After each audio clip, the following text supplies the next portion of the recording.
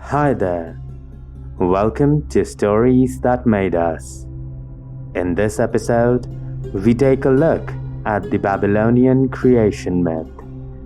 The Babylonians lived in the fertile crescent of Mesopotamia. This is the valley between the rivers Tigris and Euphrates in modern-day Iraq. Their great civilization followed the Sumerians and the Akkadians. Both of these cultures have had a tremendous influence on the Babylonian thought and way of life. Their creation story thus encompasses elements from both these civilizations. The story itself is mentioned in great detail in the tablets of Enuma Elish. There was no world, no heaven, no earth, and no underworld. There only existed the divine parents, Apsu and Tiamat. Apsu, the god of sweet water, and Tiamat, the goddess of salt water. After many eons, the two deities birthed a son, Mummu, the god of mist. Mummu is the mist that rises from the waters each morning, hovering over them. In the beginning, the waters and the mist were mingled as one. They formed an immense undefined mass that contained all the elements of creation. Over time, Apsu and Tiamat birthed many children. The first was the brother and sister pair of Lahmu and Lahamu. Then came the second pair, Anshar and Kishar. Anshar and Kishar bore a son. They named the little god Anu, for he was made in the likeness of his father, Anshar. Anu is the god of the sky, and he, in turn, begot Enki, also known as Nudimud or Ea. Enki is a god of exceptional wisdom and great strength. He became the creator of magic and the mastermind of Mesopotamian divinities. He had no rival among his fellow gods. So powerful was Enki that he was the master of even his fathers, surpassing all with his wisdom, magic, and stature. Now, Enki and the young gods were full of life and vitality.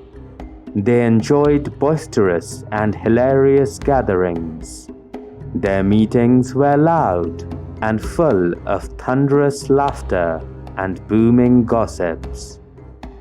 This behavior did not sit well with the older gods, who preferred peace and rest to commotion and noise. The elder gods tried hard to diminish the clamor of the younger gods, but they were met with no success. Finally, Apsu, the grandfather of Enki and the god of sweet water, was fed up.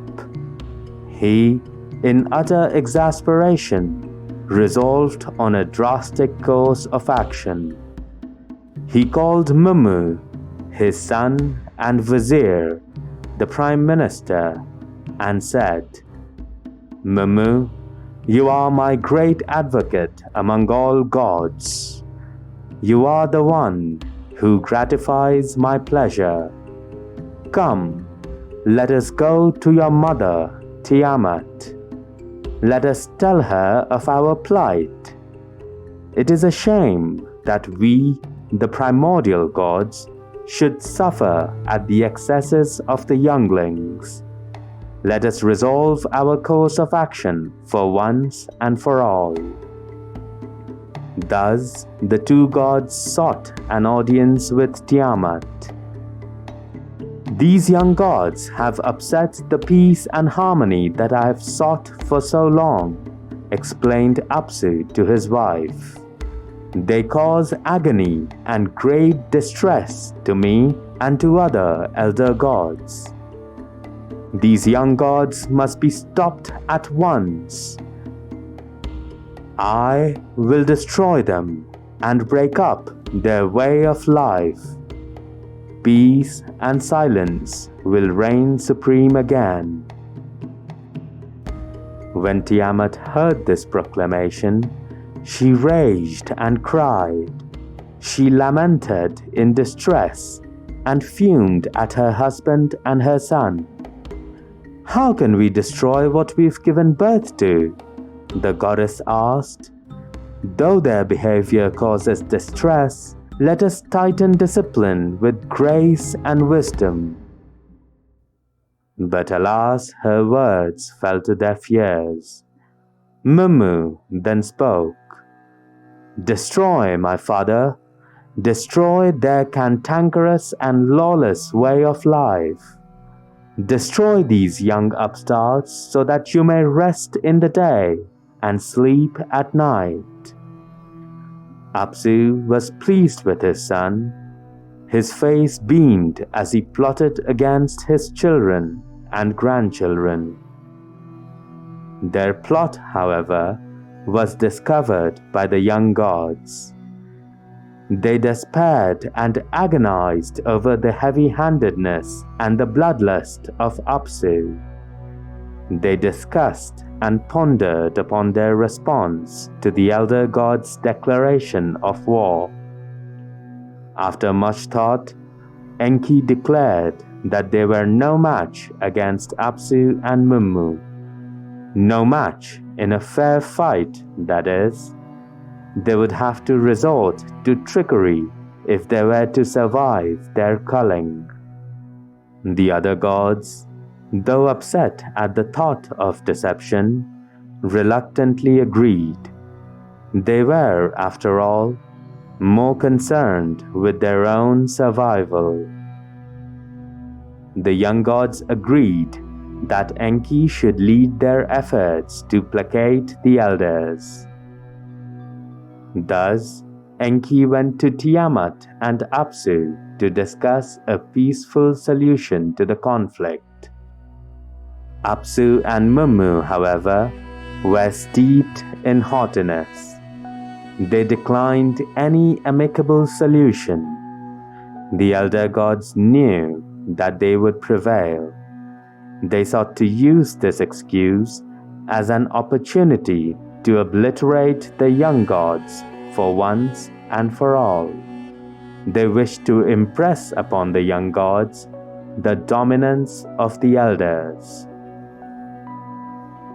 Enki, thus perceiving the ulterior motives of the elders, had no choice but to recourse to cunning. He, through his powerful magic, chanted a spell of sleep upon the water where Apsu slept. Apsu, thus drugged, went to a deep sleep. Enki then tiptoed into Apsu's domain and murdered the unsuspecting god. He overpowered and bound Mummu and thrust him in eternal confinement. Enki took the crown of Apsu, keeping it for himself. Finally, the victorious god set his home upon Apsu's dead body. There, he created a beautiful world. This is how Enki bound and slew his enemies and achieved victory over his foes.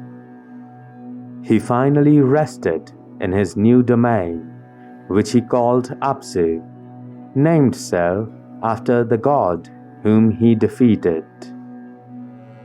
Finally, Enki created a beautiful palace in his new world and resided there with Damkina, his wife. It is in this palace that the two deities gave birth to Marduk, the great god who would eventually rule all creation. Thus, in the realm of Apsu was Marduk born, and he was resplendent. His growth was majestic, and his eyes dazzled with the brightness of the sun. Anu, his grandfather, saw him and was pleased, for he knew that the child will one day determine the destinies of all. Anu rendered Marduk perfect, for Marduk's divinity was remarkable. He excelled over all the gods in every attribute. His figure was lofty and superior when compared to the pantheon of gods. His limbs surpassed all in strength, and his nature was superior in smartness and thought. Anu exalted Marduk as the sun god and the god of all gods. Marduk was clothed with the aura of all the great gods. Anu then constructed the four winds, which he delivered to Marduk, thus saying, "My son, let the winds loose. Let them remind you of the tempestuous nature of the universe. Let them be your guide, so that you may one day rule with great strength and temperance." Now while Anu sang praises of Marduk, such accolades inevitably invoked jealousy among others. Many wished ill on the young god. Not only were they afraid of Marduk, but were also against his preordained destiny as the ruler of all gods. They despised the honor that was bestowed upon the house of Anu. They thus plotted to kill Marduk before he garnered enough power. These gods went to Tiamat and addressed her, "When Apsu, your spouse, was decimated by Enki, you did not go to his side. You sat quietly, choosing to ignore your own husband's pleas for help. You have since then given no thought to your slain husband, nor to your son Mummu, who is banished. He remains a prisoner in chains. Now you allow the house of Anu, his son Enki and grandson Marduk, to lord over all the gods. What about us, who have been loyal to you? You do not love us. You do not consider our burden. Rise, mother, rise against Anu and Marduk. Avenge your husband and your son. Make battle against these upstarts. Reduce them to nothingness." Such talk stirred Tiamat, who finally agreed to lead the rebellion against Anu. She and the other gods, the ones jealous of Anu, thus assembled and plotted revenge. Lusting for battle, they set up a mighty host to bring about a great conflict. Tiamat supplied fierce weapons. She gave birth to indomitable giants and serpents. To these creatures, she gave sharp teeth and filled their bodies with poison instead of blood. She granted them tireless strength and the ferocity of wanton savagery. Now among the gods that instigated Tiamat to action, prominent was Kingu.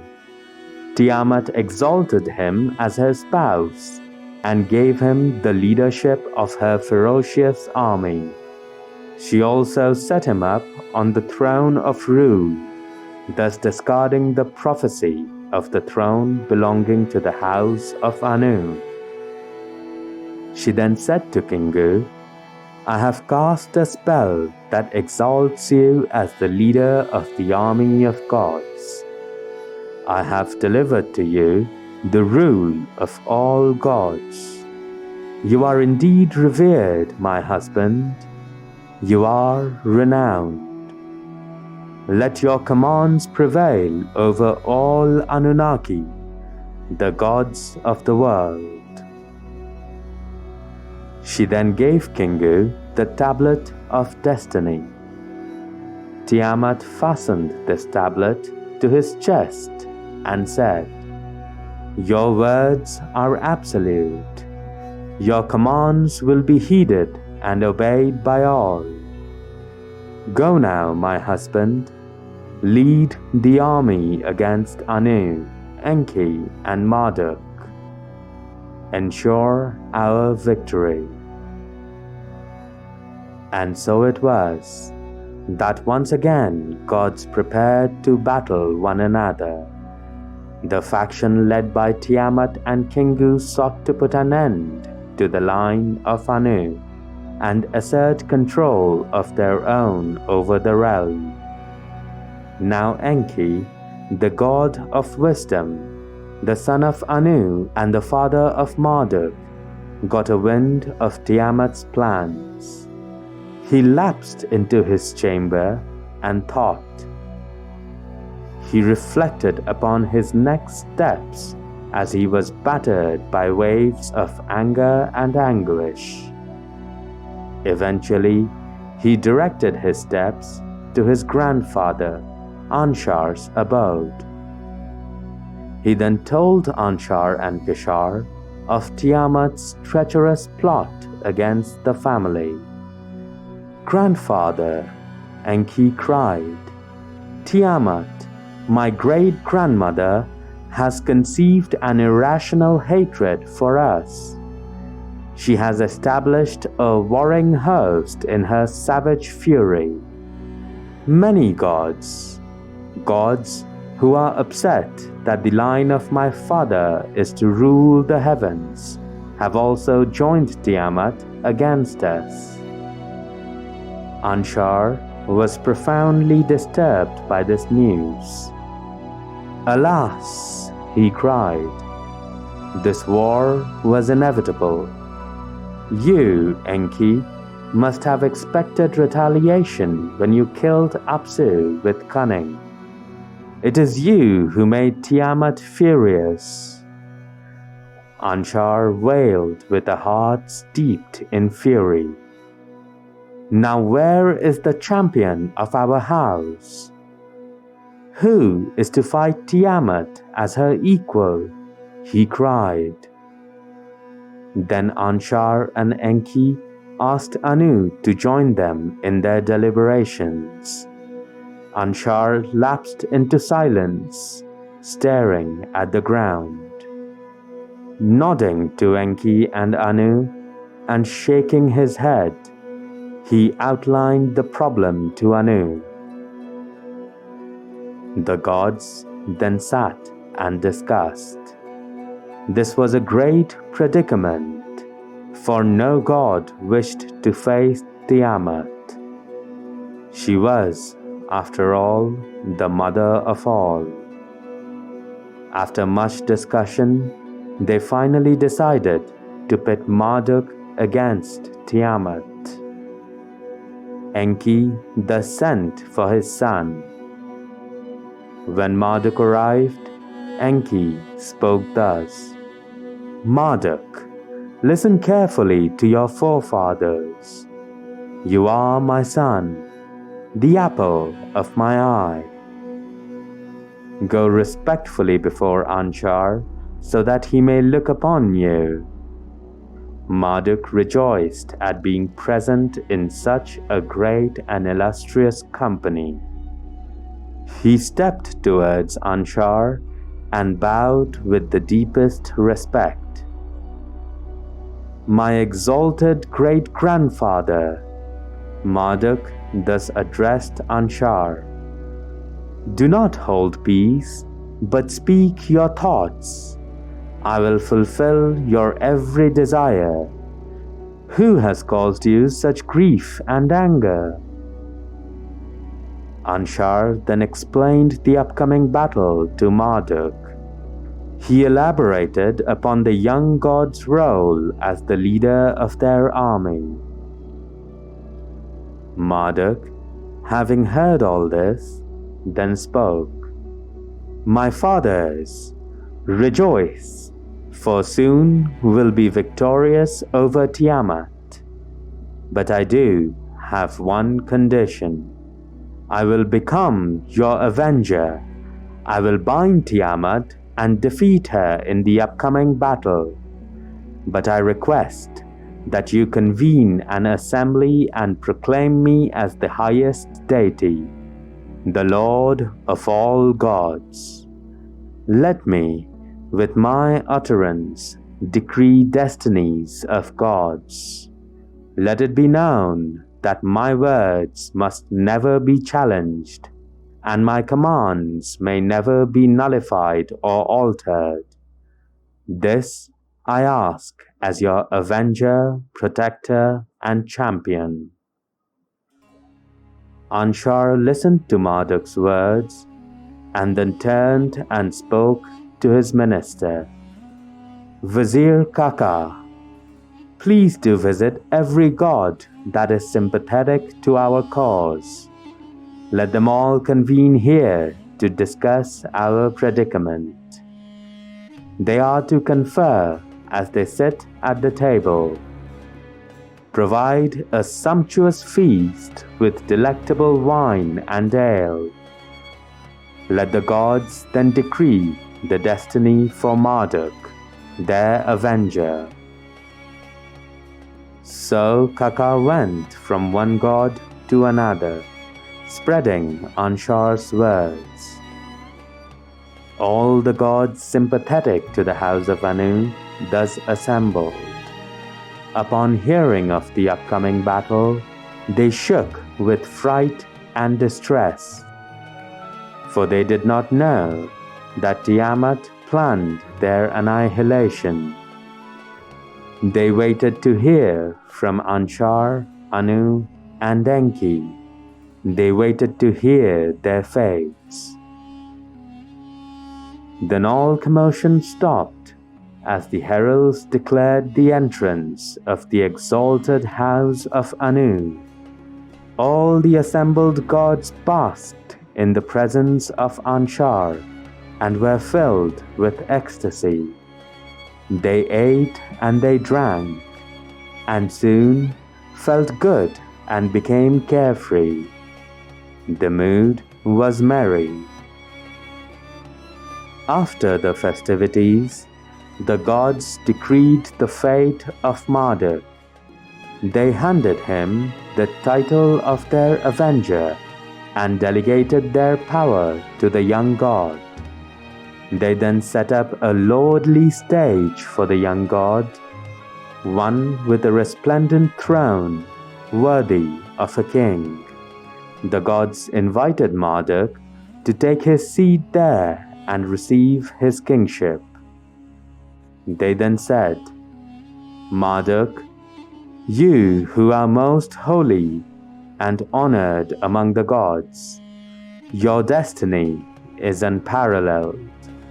From this day, no one will annul your commands. It is in your power to exalt or abase other gods. Your utterance is sure, and your command cannot be rebelled against. None of the gods will ever dare transgress the line that you draw. You are Marduk, our avenger. We thus give you kingship over the whole universe. You may thus take your seat in the assembly and let your words be acted upon, that you may, in your infinite wisdom, spare those who trust you, but destroy those who defy you." The gods then bestowed Marduk with a crown and a scepter. They gave him a mighty mace, one that provides immense power and overwhelms all foe. The gods thus proclaimed, "Marduk is our king. Go, decimate Tiamat and her army." Anshar then fashioned a bow and presented it to Marduk. The great avenger of gods was thus ready. He hung the bow and the quiver of arrows at his side, and in one hand he held the mighty mace. In his other hand he gripped a bolt of lightning. His armor was lit with flames, and it shone akin to the sun. He then fashioned winds, dust storms, and tempests.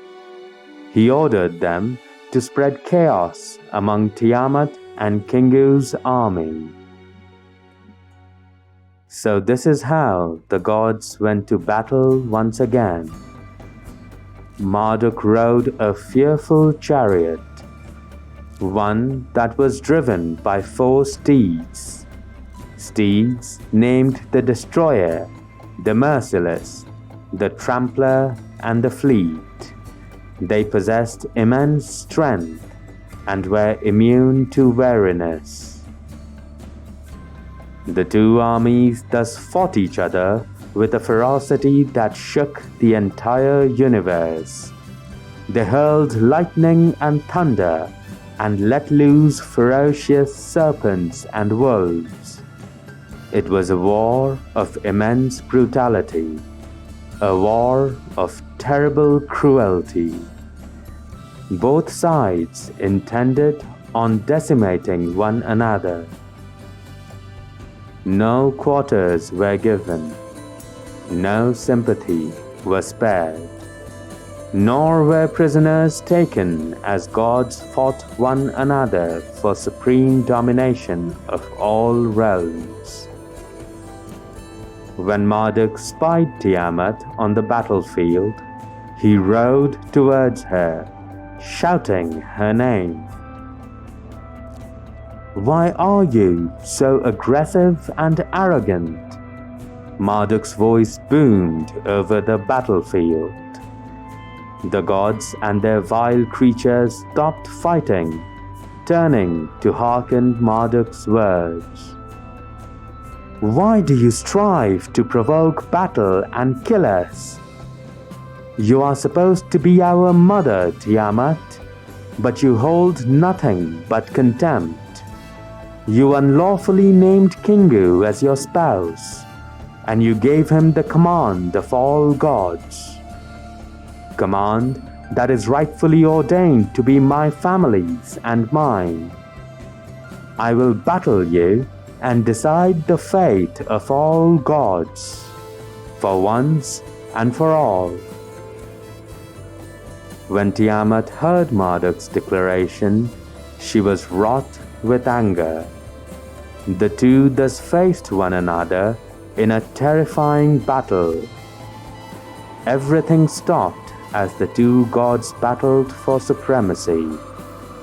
After a long and ferocious fight, Marduk's arrow pierced Tiamat's belly.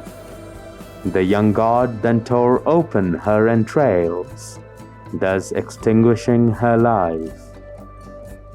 He threw down her corpse, stood upon it, and proclaimed his victory. After Tiamat's demise, her host scattered, and her divine followers surrendered. Trembling and afraid, the vanquished gods tried to beat a retreat, but they were surrounded. Marduk then bound them and broke their weapons. Now Kingu he bound and imprisoned in the deathly cell, where he was guarded by death. Marduk took the tablet of destinies which was given to Kingu by Tiamat.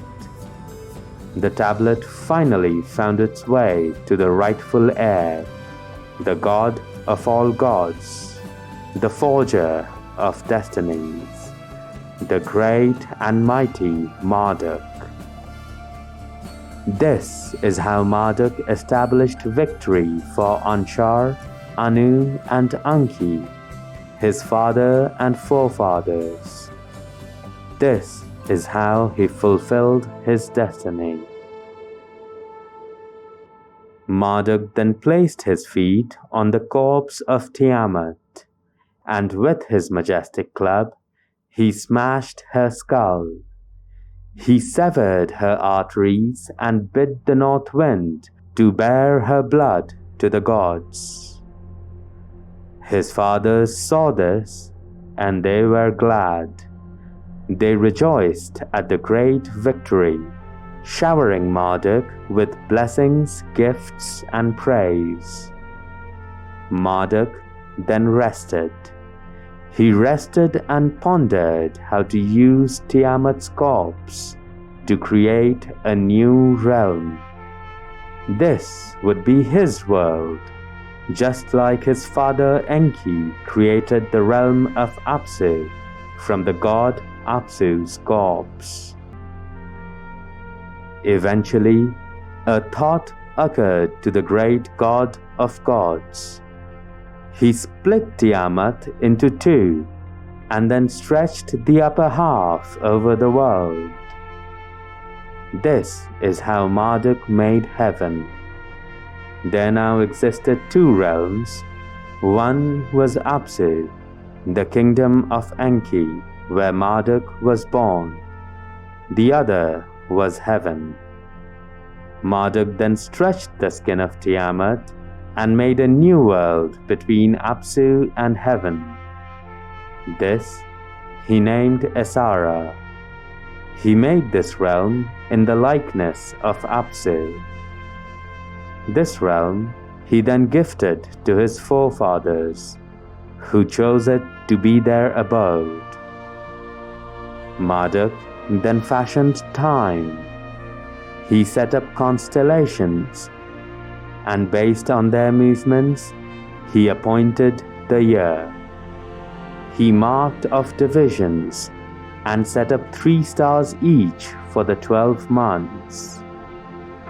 In Tiamat's belly, he created Nannar, the god of moon, entrusting to him the night.